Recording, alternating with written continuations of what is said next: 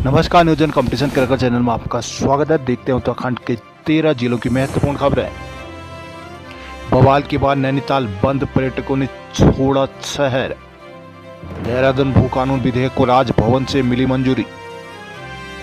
नैनीताल में बुधवार को नाबालिग से दुष्कर्म का मामला सामने आने के बाद दूसरे दिन गुरुवार को भी स्थिति तनावपूर्ण रही है। आक्रोशित लोग सुबह से ही कुमाऊं कमिश्नरी और कोतवाली में धरना प्रदर्शन करने लगे। प्रदर्शनकारियों के आह्वान पर शहर की दुकान, होटल, रेस्टोरेंट, ढाबे आदि बंद रहे। दहशत के कारण अधिकांश पर्यटक तड़के ही होटल से चेकआउट कर गए। यही नहीं, शहर के होटल और होम स्टे की 30% बुकिंग भी रद्द करा दी गई है। चप्पे चप्पे पर पुलिस फोर्स तैनात की हुई है। हर एंट्री पॉइंट पर बड़ी संख्या में पुलिस बल मौजूद रहा। कड़ी चेकिंग के बाद ही शहर में लोगों का प्रवेश मिला। शहर में बीते बुधवार की रात इस समय तनाव पैदा हुआ जब एक 12 साल की बच्ची के साथ 65 वर्षीय ठेकेदार उस्मान द्वारा दुष्कर्म किए जाने का मामला सामने आया। शहर भर के विभिन्न संगठनों के ने बुधवार रात मल्लीताल से कोतवाली तक जुलूस निकाला। समुदाय विशेष की दुकानें बंद कराकर कई लोगों के साथ मारपीट भी हुई है। एक धर्म स्थल में भी पथराव के बाद पुलिस को लाठियां भाजनी पड़ी। धामी सरकार के नए भू कानून पर राजभवन से मुहर लगा रही है। अब उत्तराखंड उत्तर प्रदेश जमींदारी, विनाश और भूमि व्यवस्था अधिनियम 1950 संशोधन अधिनियम 2025 को विधिवत लागू करने के लिए औपचारिक अधिसूचना जारी की जाएगी। इस कानून के लागू होते ही देश के 11 पर्वतीय जिलों में कृषि उद्यान के नाम पर बाहरी लोग जमीन नहीं खरीद पाएंगे। नगर निकाय सीमा से बाहर दूसरे राज्यों के लोगों के लिए सिर्फ 250 वर्ग मीटर ही जमीन खरीद की व्यवस्था जारी रखी गई है, लेकिन नियम को सख्त बना दिया गया। जिसके साथ ही बजट सत्र में पारित 7 अन्य विधेयकों को भी राजभवन ने हरी झंडी दे दी है। बहुत सुशासन के सूत्रों ने इसकी पुष्टि की है। इसके साथ ही राजभवन से क्रीड़ा विश्वविद्यालय को छोड़कर बाकी सभी विधेयक मंजूर हो गए हैं। वित्त विधेयक, दिव्यांग आरक्षण विधेयक आदि विधेयकों को भी राजभवन से पहले ही अनुमति मिल चुकी है। रुद्रप्रयाग केदारनाथ मंदिर के कपाट आज खुलेंगे।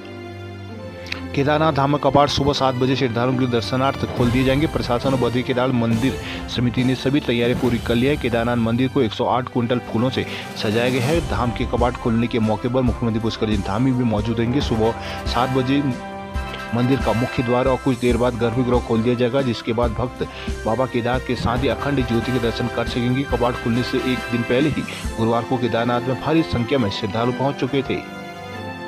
सचिवालय में बायोमेट्रिक हाजिरी सिस्टम पहले ही दिन हुआ फेल।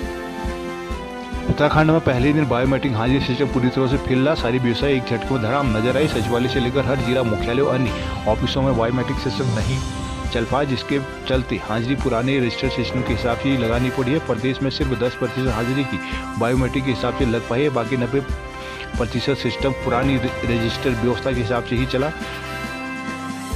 चमोली और पौड़ी में भी पुरानी ढांचे पर ही लगानी पड़ी थी। सर्वर न चलने से चमोली और पौड़ी जिले में भी कर्मचारी अपने बायोमेट्रिक नहीं लगा पाए। वहीं सचिवालय में मुख्य सचिव के आदेश के अनुसार 1 मई से राज्य के ऑफिसों में अनिवार्य रूप से बायोमेट्रिक सिस्टम से हाजिरी लगानी थी, लेकिन यह व्यवस्था पहले ही थी। सचिवालय में भी ठप होगी। हाजिरी लगाने वाले बायोमेट्रिक सिस्टम में खराबी आने से दिक्कत पेश आई। दिन भर NIC के इंजीनियर सिस्टम को दुरुस्त करने में लगी रही। सचिवालय प्रशासन की ओर से बायोमेट्रिक हाजिरी को कुल 61 मशीनें लगाई गई थी। 16 मशीनें सचिवालय के विभिन्न बिल्डिंग, 43 मशीनें सचिव समेत अन्य अफसरों के ऑफिस में लगाई गई थी। 1 machine CM camp office, 1 machine विधानसभा में भी लगाई गई थी। देहरादून में बिल्डर के लिए शिकायत निवारण प्रकोष्ठ गठित करने की मांग। कांग्रेस श्रेय लेने की कर रही है असफल कोशिश। Chauhan. Dehradun retail branded store स्थानीय उत्पादों के लिए बने हुए हैं खतरा। रुद्रप्रयाग बारिश के बीच केदारनाथ पहुंची बाबा की डोली। तुंगनाथ की डोली चोपता पहुंची। ऊर्जा भवन मुख्यालय में खुला 4 धाम कंट्रोल रूम। पौड़ी में श्रम कानूनों की अनदेखी के खिलाफ धरना प्रदर्शन।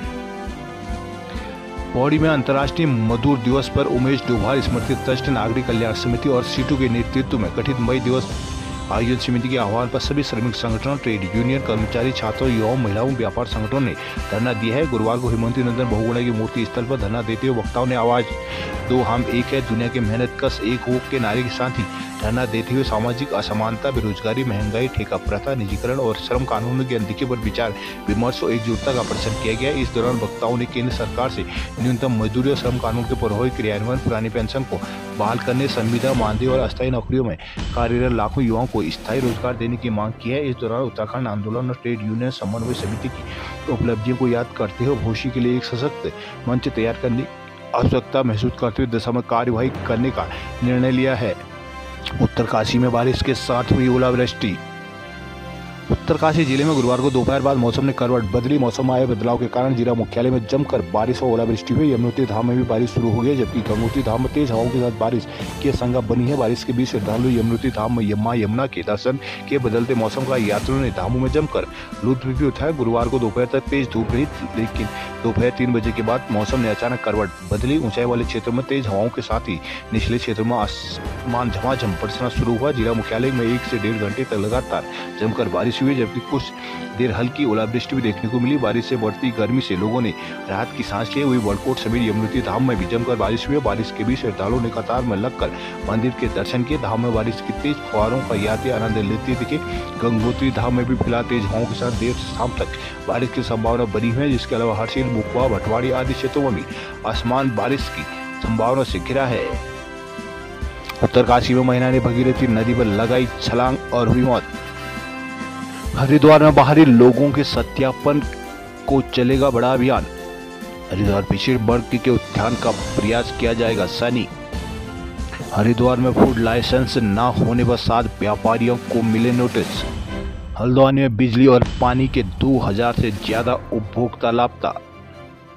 हल्द्वानी में बिजली और पानी के 2000 उपभोक्ता लापता हो गए हैं। बकाया बिलों की वसूली के लिए दर्ज पते पर पहुंच रही विभागीय टीम को उपभोक्ता नहीं मिल रहे। वहीं वसूली के लिए आरसी काटने के बाद पहुंची प्रशासन की टीम को भी उपभोक्ता नहीं मिल सके। इसी स्थिति में लाखों का बिल वसूलना विभाग के लिए मुश्किल हो गया है। ऊर्जा निगम जल संस्थान कनेक्शन जारी कर नियमानुसार बिल भेजते हैं। लंबे समय से बिल नहीं जमा कर उपभोक्ताओं के विभाग में दर्ज पते पर पहुंचकर विभाग की टीमें बिलों की वसूली करती है, जिसके लिए विभाग ने जनवरी से मार्च तक अभियान चलाया था। इस दौरान ऊर्जा निगम को 1567 और जल संस्थान को 621 उपभोक्ताओं के दिए पते पर नहीं मिले, जिसके बाद आरसी काटकर इनकी सूची प्रशासन को सौंपी गई। प्रशासन की टीम को भी यह लोग नहीं मिल सके हैं। ऊर्जा निगम के ईई प्रदीप कुमार और जल संस्थान के ईई रविशंकर लोसाली ने कहा कि लापता उपभोक्ताओं की जानकारी उच्च अधिकारियों को दे दी गई है। उनके निर्देश के अनुसार ही कार्रवाई की जाएगी।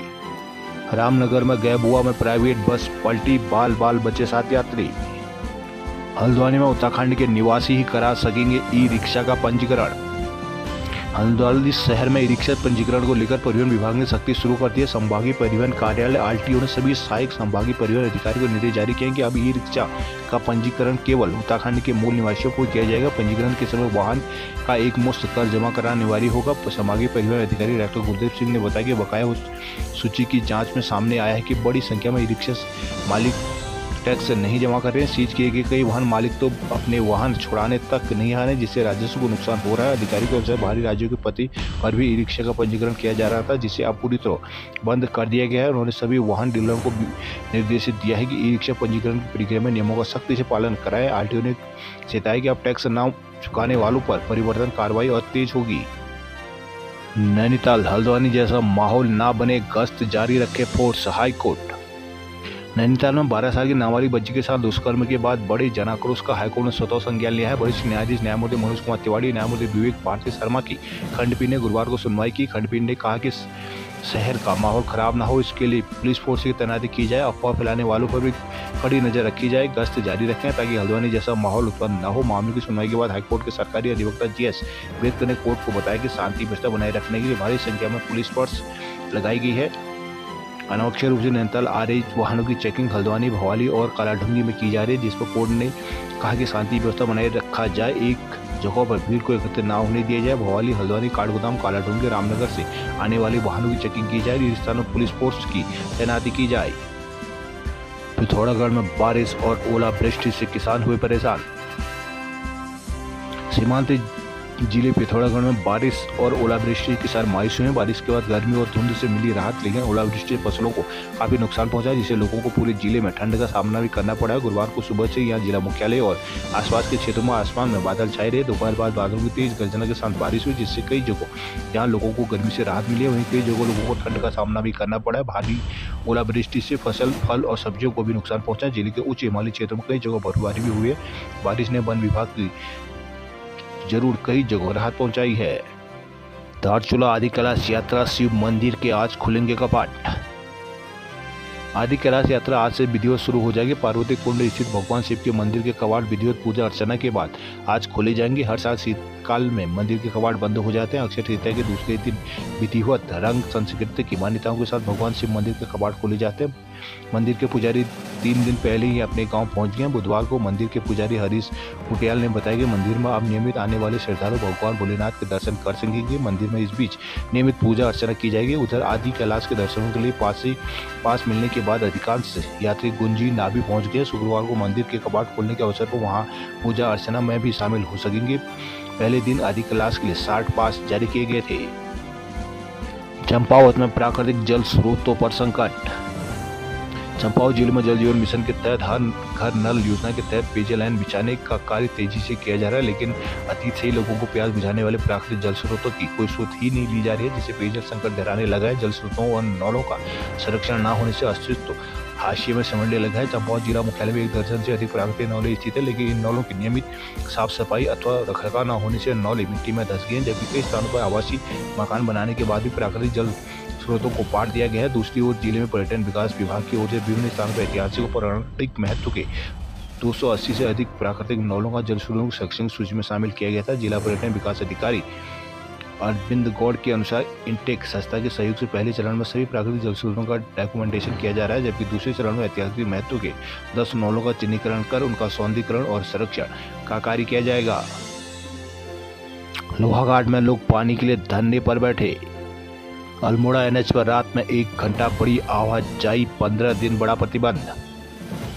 अल्मोड़ा हल्द्वानी एनएच पर रात के समय वाहनों की आवाजाही को मियाद प्रशासन के एक बार फिर बढ़ा दिया। इस बार रात की आवाजाही में 1 घंटे की राहत भी दी गई। अब 15 मई तक 11 बजे से सुबह 5 बजे तक एनएच पर वाहन नहीं चलेंगे। गुरुवार को डीएम आलोक कुमार पांडे ने आदेश जारी किए। क्वालाब में बीते 8 मार्च से रात के समय वाहनों का संचालन ठप है। दिन में भी यात्री जान हथेली में रखकर सफर करने को मजबूर है। इसके बाद भी पहाड़ी का ठोस समाधान नहीं निकल पाया। हालांकि पहाड़ी के ट्रीटमेंट के लिए धनराशि स्वीकृत हो गई, लेकिन अब तक पहाड़ी का ट्रीटमेंट होगा इसका कोई पता नहीं है। रात के समय खतरे को देखते हुए अब प्रशासन ने अगले 15 दिनों के लिए आवाजाही पर प्रतिबंध बढ़ा दिया है। शुक्रवार को डीएम आलोक कुमार पांडे की ओर से इसके लिए फिर से आदेश जारी किए गए हैं।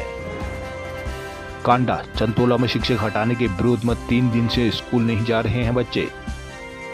कांडा में शिक्षा विभाग का आपसी समन्वय न होने का दंश यहाँ के अभिभावक स्कूली बच्चे झेल रहे हैं। 15 छात्र संख्या वाले एक स्कूल में 3 दिन से बंद है, जबकि एक छात्र संख्या वाला एक स्कूल खुला है। यहाँ एक शिक्षक पढ़ा रहा है। यह मामला सीएम पोर्टल तक पहुंच गया, लेकिन समस्या का समाधान आज तक नहीं हो पाया। शिक्षक अधिकारी तो अधिकारी शिक्षक पर आरोप लगा रहे हैं। मालूम हो कि क्षेत्र में राजकीय प्राथमिक विद्यालय चंतोला व तुसरेड़ा विद्यालय चल रहे हैं। चंतोला में 15 बच्चे पढ़ते हैं, जबकि तुसरेड़ा में एक ही बच्चा पढ़ रहा है, वह भी दिव्यांग है। अभिभावक की मांग पर चंतोला से एक शिक्षक को बीईओ के आदेश के बाद तुसरेड़ा भेजा गया था, जिसके बाद चंतोला स्कूल के अभिभावकों ने नाराजगी जताई। शिक्षक को वापस बुलाने की मांग को लेकर पूर्व जिला पंचायत सदस्य शंकर राम, नवीन चंद्र पाठक, सूरज कुमार, प्रकाश कुमार जिला शिक्षा अधिकारी प्राथमिक से मिले हैं। अधिकारी ने उन्हें मौके आश्वासन देकर घर भेज दिया। कपकोट में ओलावृष्टि से गेहूं का हुआ नुकसान। बागेश्वर में शीतल पी के 2 सैंपल लिए। अल्मोड़ा में पहलगाम हमले के विरोध में कैंडल मार्च निकाला गया।